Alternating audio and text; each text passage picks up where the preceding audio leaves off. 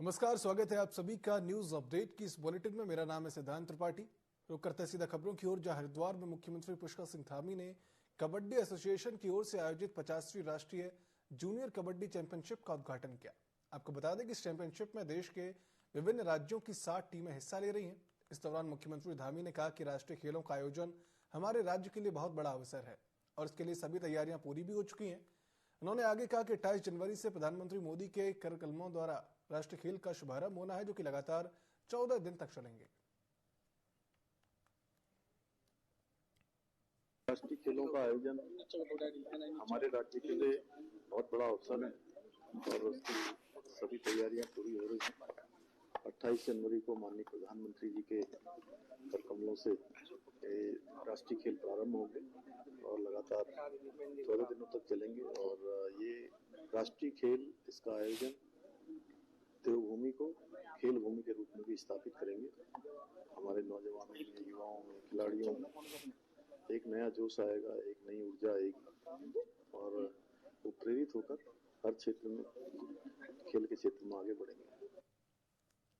वहीं मुख्यमंत्री पुष्कर सिंह धामी पिछले 3 दिनों से दिल्ली दौरे पर थे, जहां उन्होंने प्रधानमंत्री, ऊर्जा मंत्री और जल शक्ति मंत्री से मुलाकात की और इसे लेकर मुख्यमंत्री धामी ने मीडिया से चर्चा करते हुए बताया कि उत्तराखंड को ऊर्जा प्रदेश बनाने की दिशा में आगे बढ़ रहे हैं। इसी क्रम में प्रधानमंत्री, ऊर्जा मंत्री और जल शक्ति मंत्री से मुलाकात की गई, जिसमें कि उत्तराखंड में प्रस्तावित हाइड्रो प्रोजेक्ट को लेकर विस्तार से चर्चा की गई है।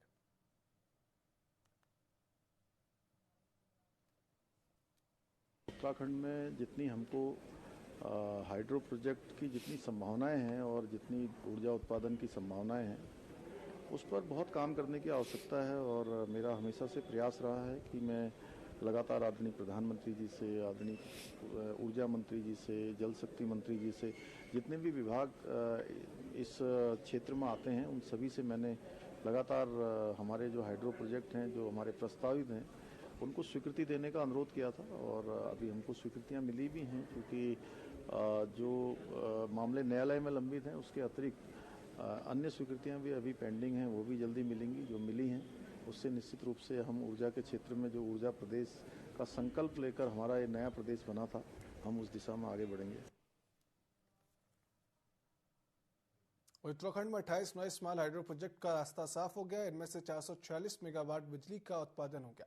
तो उत्तराखंड 2164 मेगावाट के वाइस पड़े हाइड्रो प्रोजेक्ट को लेकर सुप्रीम कोर्ट में लड़ाई लड़ रही है। इस फैसले को लेकर भाजपा के प्रदेश महामंत्री आदित्य राम कोठारी का कहना है कि सीएम पुष्कर सिंह धामी व केंद्र सरकार के प्रयासों से नई योजनाओं का आवंटन उत्तराखंड के विकास में मील का पत्थर साबित होगा।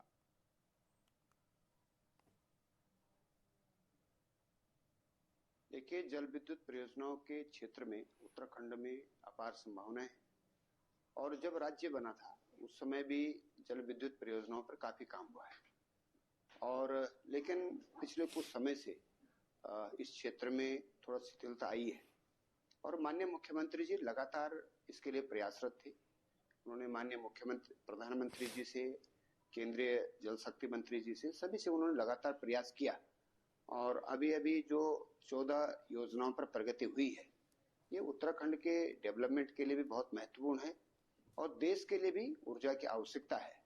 तो ये बहुत महत्वपूर्ण उपलब्धि उत्तराखंड के लिए है और मैं समझता हूं कि सोलर पावर के साथ साथ में हाइड्रो पावर पे भी हम काफी आगे बढ़ सकते हैं। वहीं काशीपुर निगम चुनाव को लेकर कांग्रेस के मेयर प्रत्याशी संदीप सहगल ने एक बार फिर बीजेपी पर तीखा हमला बोला। उन्होंने कहा कि काशीपुर की जनता अब धर्म और जाति की राजनीति से ऊपर उठ चुकी है। इस बार चुनाव का फैसला विकास के आधार पर होगा। वहीं संदीप सहगल ने दावा किया कि जनता बदलाव का मन बना चुकी है और बीजेपी के खोखले वादों को दरकिनार करने वाली भी है। उन्होंने यह भी कहा कि कांग्रेस की प्राथमिकता काशीपुर को स्वच्छ और विकसित नगर बनाना है। सहगल के इस बयान ने राजनीतिक गलियारों में अब हलचल मचा दी है। काशीपुर की सम्मानित जनता समझ चुकी है। काशीपुर नगर निगम का चुनाव इस बार जाति पर नहीं होगा, धर्म पर नहीं होगा। काशीपुर का निगम का चुनाव इस बार विकास पर होगा। काशीपुर का चुनाव इस बार गंदगी को दूर करने पर होगा। काशीपुर का चुनाव इस बार 2% दाखिल खारिज कम करने पर होगा। काशीपुर का चुनाव हाउस टैक्स में भ्रष्टाचार मुक्त करने के लिए होगा। काशीपुर का चुनाव जल भराव के लिए, जल भराव को दूर करने के लिए, सीवर बनाने के लिए, गंदगी दूर करने के लिए चुनाव होगा। इस बार काशीपुर की जनता बदलाव का मन बना चुकी है। काशीपुर की सम्मानित मुख्यमंत्री पुष्कर सिंह धामी के निर्देश पर वन विभाग ने वनाग्नि रोकथाम के लिए 5 वर्षीय योजना भी तैयार कर केंद्र सरकार के पास मंजूरी के लिए भेज दी है। मुख्यमंत्री धामी के निर्देश पर तैयार इस योजना के तहत 7 नई पिरूल ब्रिकेट्स यूनिट स्थापित की जाएंगी। इसके लिए पिरूल एकत्रित कर वनाग्नि रोकथाम में मदद मिलेगी और स्थानीय लोगों को रोजगार के अवसर भी प्राप्त होंगे। मुख्यमंत्री के निर्देश पर जल्दी अल्मोड़ा, चंपावत, गढ़वाल और नरेंद्र नगर वन प्रभाग में 7 नई यूनिट स्थापित हो जाएंगी। चीड़ हमारी प्राकृतिक प्रजाति है प्रदेश की, और जहाँ भी जो करीब 1500 मीटर के आसपास के क्षेत्र, उससे करीब आप समझ लीजिए 300-400 मीटर ऊपर, 300-400 मीटर नीचे के क्षेत्र में पाया जाता है। और ये करीब हमारे जो वन क्षेत्र है उसका करीब 15% क्षेत्र चीड़ वनों का है। और इस क्षेत्र में क्योंकि चीड़ का कुछ ऐसा रहता है कि ये थोड़े सूखे इलाकों में होता है, अपेक्षाकृत सूखे इलाकों में होता है, और इसका गर्मी के मौसम में काफ़ी ज़्यादा इसके पत्ते झड़ते हैं, जिसको पिरूल बोलते हैं, नीडल्स। तो उसके कारण ये आपका मतलब ये क्षेत्र जो हैं एक तो थोड़े सूखे भी होते हैं, ऊपर से ये सूखे पिरूल जब की एक जो उस पर एक परत बन जाती है ज़मीन पे, उसके कारण ये वनाग्नि के लिए ज़्यादा वल्नरेबल हो जाते हैं क्षेत्र। उत्तराखंड के बागेश्वर जिले में ग्राम पंचायत भनार तोक तिमला बगड़ के ग्रामीणों ने पेयजल संकट को लेकर आपत्ति जताई। ग्रामीणों का कहना है कि तिमला बगड़ स्रोत से पूर्व से भी 3 पेयजल लाइनें बिछाई जा चुकी हैं और सड़क निर्माण कार्य के दौरान पुराना स्रोत भी क्षतिग्रस्त हो चुका है। ग्रामीणों का आरोप है कि जल जीवन मिशन के तहत इस क्षेत्र में कोई नई पेयजल योजना नहीं बनाएगी। उन्होंने मांग की है कि तिमला बगड़ स्रोत से तिमला बगड़ गांव तक पेयजल लाइन का निर्माण कराया जाए ताकि स्थानीय जल आपूर्ति बहाल हो सके।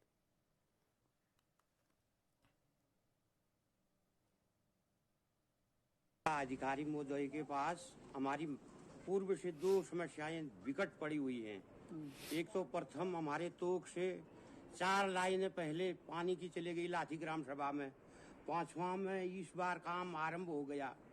और दूसरा हमारे वहां पर बनार में करीब 500-700 परिवार हैं, उनको टावर से वंचित रखा गया। पहले पास हो गया कहा, उसके बाद वो टावर कहीं खसका दिया।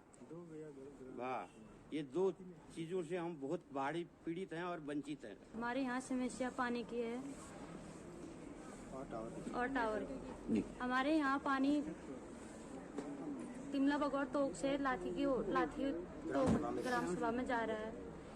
पहले 4 कनेक्शन जा चुके हैं और ये 5वां कनेक्शन जा रहा है वहाँ, इसलिए हमें वहाँ से पानी की समस्या हो रही है। इसलिए यहाँ पर जो है पेयजल जो है बिल्कुल 50 परिवार रहते हैं तोक तिमला बगड़ में, जो कि यहाँ पर पानी अब नहीं मिल रहा है, क्योंकि जो है दूसरे तोक के जो है ग्राम लाठी के तोक के हैं, उन्होंने जितने स्रोत आते थे तिमला बगड़ वह सारे के सारे लाठी वाले ले जा चुके हैं। तो इस वजह से भनार के तिमला बगड़ में जितने भी 50 परिवार हैं, इनको पानी की समस्याओं का सामना करना पड़ रहा है।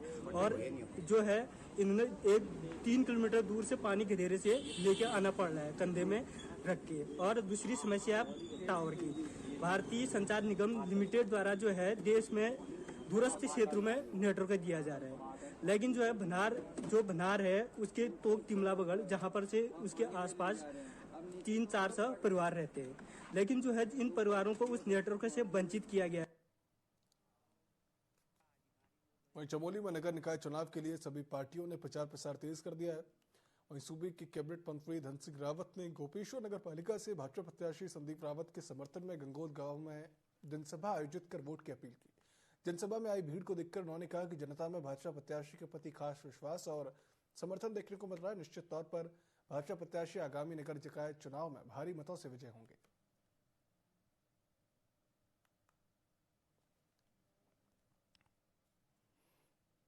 जितना उत्साह देख रहा हूँ हमारे संदीप रावत बबलू भाई के प्रति, मैं ये कह सकता हूँ कि रिकॉर्ड वोटों से चुनाव जीतने जा रहे हैं। और वो देखिए आप, बहुत ईमानदार नेता हैं। वो यहाँ पहले भी पालिका अध्यक्ष रहे हैं, उन्होंने अपने कार्यकाल में बहुत सारे काम किए हैं। और अभी मैं कह सकता हूँ कि आप तो भारतीय जनता पार्टी के सिंबल पे चुनाव लड़ रहे हैं, राष्ट्रीय पार्टी के साथ वो आ रखे हैं और ऐसी पार्टी के साथ आ रखे हैं जिनकी केंद्र में भी सरकार है, प्रदेश में भी सरकार है। मैं कह सकता हूं कि गोपेश्वर नगर पालिका में अब विकास की जो रफ्तार है वो 3 गुना बढ़ जाएगी। और जितना रिस्पांस मैंने देखा है लोगों का, बबलू भाई यहाँ के बहुत जन नेता हैं, जनप्रिय नेता हैं और मैं कह सकता हूं कि भारतीय जनता पार्टी पूरे चमोली जिले में रमेश मैखरू जी के नेतृत्व में हर पंचायत और हर नगर पालिका चुनाव जीतेगा। वहीं लालकुआं विधानसभा क्षेत्र के विधायक डॉक्टर मोहन सिंह बिष्ट ने प्रेस वार्ता की और इस दौरान उन्होंने कहा कि केंद्र में भाजपा की सरकार है, जिससे कि सहयोग से राज्य सरकार भी निरंतर विकास कार्य कर रही है। नगर निकाय में भी भाजपा नगर पंचायत अध्यक्ष प्रत्याशी प्रेमनाथ पंडित को जिताना बहुत जरूरी है, ताकि ट्रिपल इंजन की सरकार बनाकर अभूतपूर्व विकास कार्य किया जा सके। वहीं भाजपा नगर पंचायत अध्यक्ष प्रत्याशी प्रेमनाथ पंडित ने निर्दलीय प्रत्याशी पर गंभीर आरोप भी लगा दिए। ये बाईपास का मुद्दा तो गडकरी जी ने पहले ही जो है कर दिया था, लेकिन हमारे मुख्यमंत्री जी इस पर लगे हुए हैं, हमारे विधायक जी इस पर लगे हुए हैं और बाईपास का मुद्दा भी बहुत जल्दी सॉल्व हो जाएगा। सॉल्व हो भी गया, इसके लिए ये कोई बहुत बड़ी बात नहीं है, बहुत जल्दी इस पर काम चल रहा है। पहले तो मेरा एक ही होगा कि 6 महीने के अंदर पूरे लालकुआं को मालिकाना हक दिलवा देगा। हमारे साथ खड़ी रहेगी और पूरी मालिकाना हक सबको मिलेगा। यहाँ पर हम लोग भी यहाँ पर आए हैं और आप लोगों के माध्यम से हम लालकुआं की जनता से कहना चाहते हैं कि चूंकि प्रदेश में भारतीय जनता पार्टी की सरकार है, केंद्र में भारतीय जनता पार्टी की सरकार है और नगर पालिकाओं का, नगर पंचायतों का बजट बहुत कम होता है। क्योंकि नगर निगम में बजट ज्यादा होता है, लेकिन पालिकाओं में और पंचायतों में थोड़ा बजट की हमेशा दिक्कत रहती है। अगर सरकार का सहयोग नहीं मिल पाता है तो विकास कार्य नहीं हो पाते। तो मैं आप लोगों के चैनलों के माध्यम से ये लालकुआं नगर की जनता से कहना चाहता हूं कि अगर लालकुआं नगर पंचायत में भी भारतीय जनता पार्टी का अध्यक्ष होगा तो वो बेहतर तरीके से यहाँ की योजनाओं का क्रियान्वयन कर सकेगा। वो हमारे माध्यम से, माननीय मुख्यमंत्री जी के माध्यम से विभिन्न योजनाओं को प्रदेश तक पहुंचाएंगे। उत्तराखंड हाईकोर्ट ने दिव्यांग पुनर्वास केंद्रों में विशेषज्ञ स्टाफ की मांग को लेकर दायर जनहित याचिका पर सुनवाई की। आपको बता दें कि कोर्ट ने राज्य सरकार से 14 फरवरी तक इस मामले में रिपोर्ट मांगी है। वहीं याचिकाकर्ता की तरफ से कहा गया कि उत्तराखंड पहाड़ी राज्य है और दिव्यांगों की संख्या भी अधिक है, जबकि इनकी सहायता के लिए केंद्र सरकार भी फ्री योजना चला रही है। तब भी राज्य सरकार केंद्र की योजना का लाभ इन्हें नहीं दे रही, जिस कारण इस अति महत्वपूर्ण सुविधा के लाभ से दिव्यांगजन अभी भी वंचित है।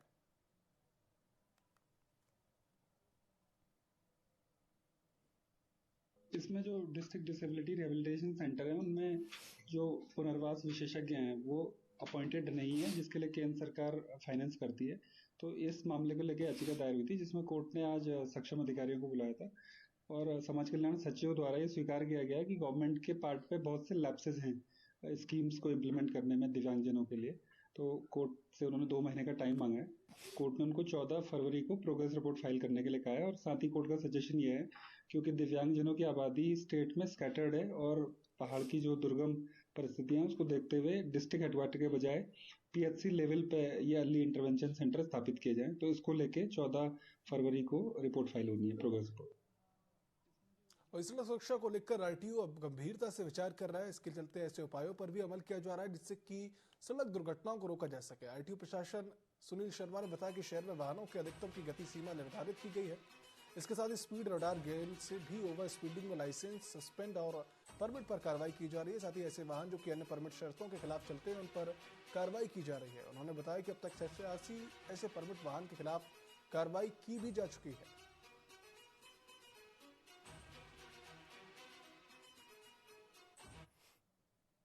संभाग के अंतर्गत आरटीए द्वारा बहुत ही ज़्यादा गंभीरता से सड़क सुरक्षा के संबंध में विचार विमर्श किया गया।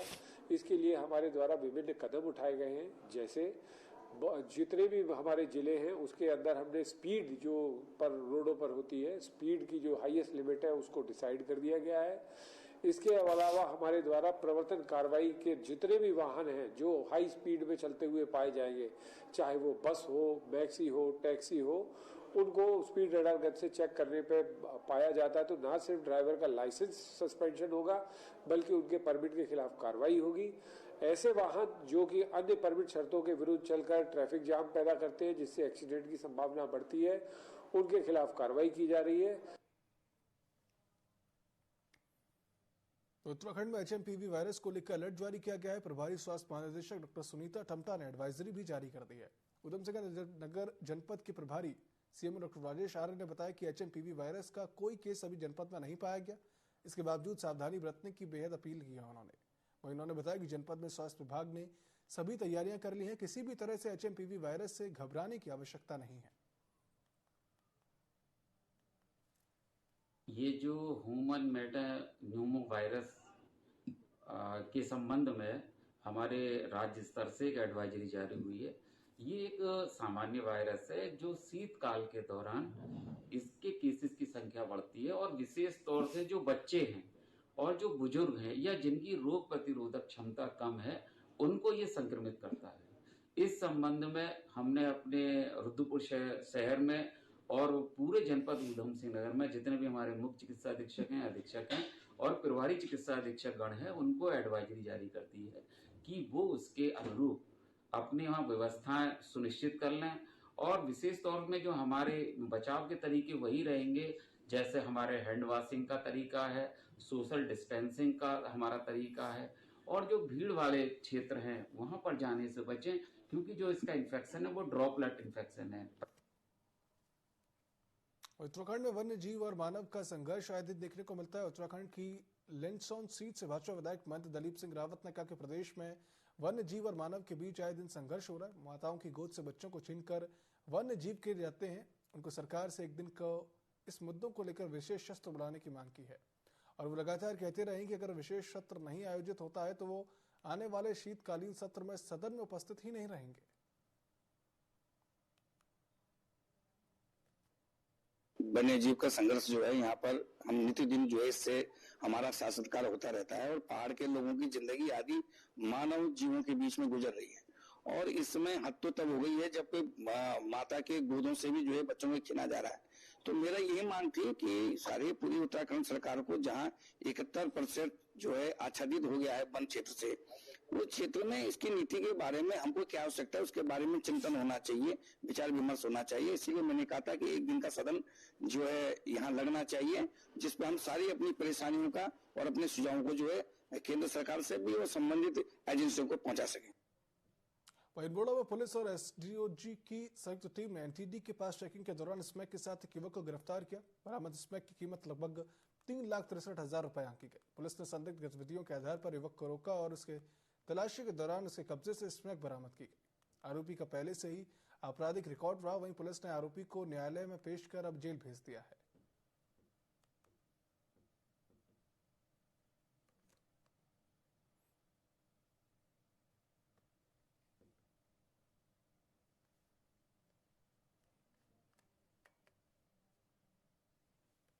अल्मोड़ा और SOG की टीम द्वारा संयुक्त चेकिंग के दौरान गंगानाथ मंदिर NTD में एक व्यक्ति अंकित जो कि बागेश्वर का रहने वाला है तो 12 ग्राम से अधिक स्मैक के साथ पकड़ा गया और उसके विरुद्ध आवश्यक कार्रवाई की जा रही है। अल्मोड़ा रामनगर के कोटा रेंज में लकड़ी लेने जंगल में गई महिला पर बाघ ने हमला कर दिया। इस हमले से महिला की मौत हो गई। ग्रामीणों ने महिला के शव मिलने की सूचना वन विभाग को दी है। सूचना मिलने पर वन विभाग की टीम मौके पर पहुंची और शव को पोस्टमार्टम के लिए भेज दिया है। इस घटना से ग्रामीणों में नाराजगी दिखी। उन्होंने बाघ को ट्रैंकुलाइज करने की मांग की, जिसके बाद वन विभाग ने बाघ को ट्रैंकुलाइज करने के लिए पिंजरा लगा दिया और जल्दी पीड़ित परिवार को अब मुआवजा दिया जाएगा। कि 5 बजे करीबन लकड़ी लेने की थी महिला गाँव के पास में, वहां से उसको शेर उठा के ले गया और हमारे 2-4 लड़के गए ऑन द स्पॉट में उससे छुड़ा लिया और फिर पूरे गाँव वालों को सोचना कि इसके बाद गाँव वाले आए तो हमने सब लोगों ने वहीं बैठ के वहीं बैठे रहे। तो जंगलात वाले आए तो डेड बॉडी वो अभी लेके आए हैं गांव के पास। निवासी एक ग्रामीण जो शांति जोशी है वो आज लगभग 5 बजे उन पे बाघ के द्वारा हमला किया गया और उनको मार दिया गया। और जब ये महिला वापस गांव को नहीं लौटी तो गांव वाले इसकी तरफ चले गए, जंगल की तरफ चले गए उनको ढूंढते हुए, क्योंकि महिला जो थी वो जंगल पे गई थी लकड़ी लेने के लिए।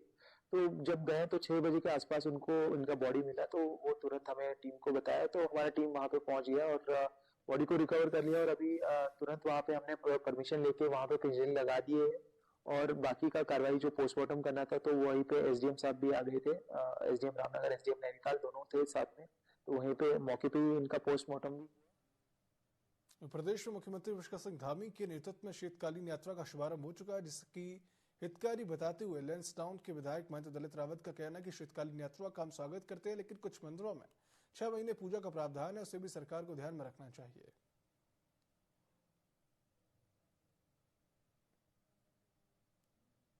यात्रा निश्चित रूप से उत्तराखंड के लिए बहुत ही अच्छा कदम है और मैं समझता हूं कि 12 महीने अगर यहाँ पर्यटक आएगा, धर्म दर्शनार्थी आएंगे तो निश्चित रूप से यहाँ का फायदा होगा, लाभ होगा। लेकिन मैं ये भी स्पष्ट करना चाहता हूं कि कई मंदिर ऐसे हैं कि जिनमें 6 महीने का प्रावधान है पूजा का, तो निश्चित रूप से उसका भी ध्यान रखना चाहिए। जो हमारी परंपराएं, जो हमारा एक हिंदू धर्म का जो एक लाइन खींची हुई है, उस लाइन का उल्लंघन नहीं होना चाहिए।